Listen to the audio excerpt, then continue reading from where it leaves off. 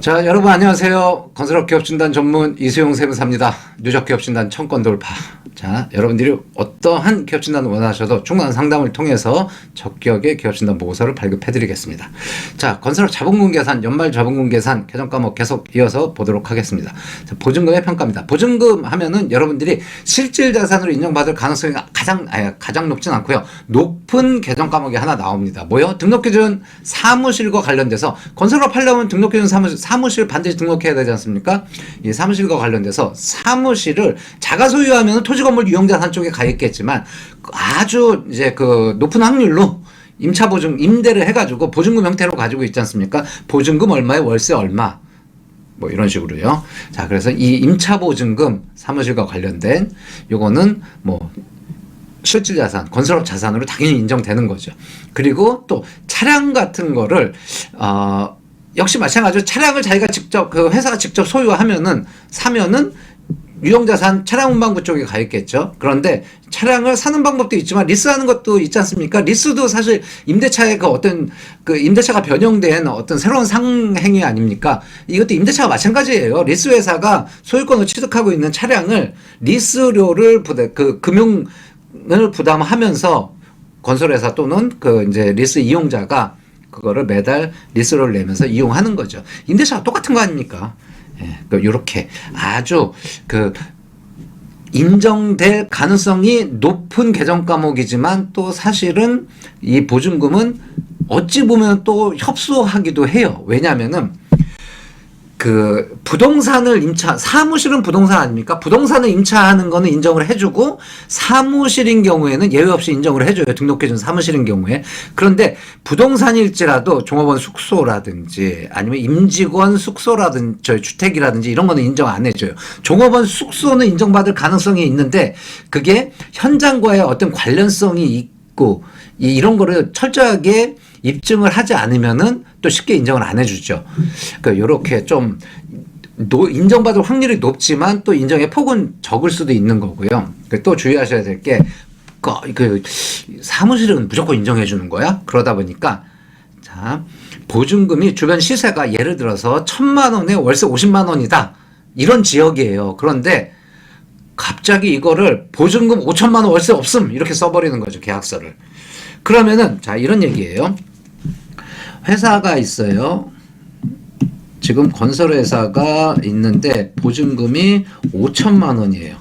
그리고 이 회사의 주주 또는 임원이 토지를 가지고 있는데 여기가 이 회사의 본점인 거죠. 임대차 계약을 맺는데 이거를 5천만 원에 한 건데 주변 시세를 보니까 한 1000만 원 정도예요.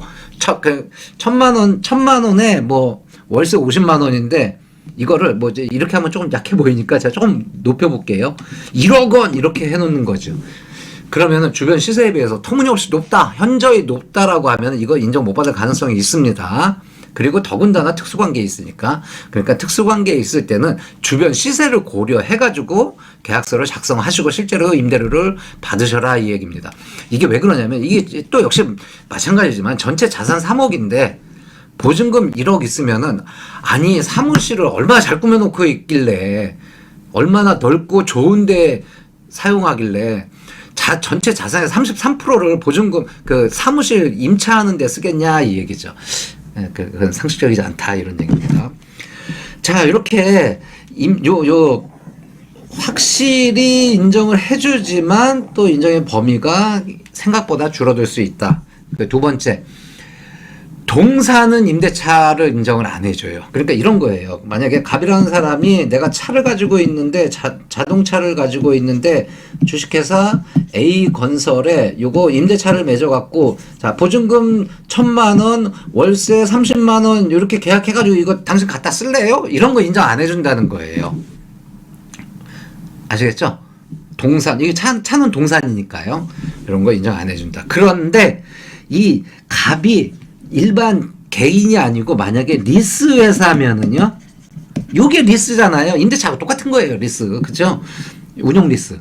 그럼 보증금 1000만 원에 리스료 뭐 50만 원씩 내세요. 이렇게 하면은 요 보증금은 동산임에도 불구하고 인정해준다 이 얘기입니다. 그래서 크게 보면은 임차 보증금, 그 사무실 임대차 계약에 의한 사무실 보증금은 임차 보증금 개정 과목을 사용하고요. 자, 그 다음에 요런 리스라든지 렌터카 보증금은 기타 보증금 해가지고 개정 과목을 사용하거든요. 그래서 요 두 가지만 인정을 해준다. 라고 생각하시면 되겠습니다. 그러면 인정되는 거는 이쪽에 있는데, 자, 등록 기준 사무실의 임차 보증금, 리스 사업자와의 리스 계약에 의한 리스 보증금, 이렇게 생각하고 정리하시면 되겠습니다. 자, 위에는 여러분들 한번 읽어보십시오. 제가 말씀드린 겁니다. 다시 한번 말씀드리지만 시가보다 과다하여 시가를 초과하면은 인정 안 해줍니다. 적당한 선에서 계약을 하시고 임대료 받으셔라 이 얘기입니다. 아시겠죠? 자, 보증금의 평가 마무리하도록 하겠습니다.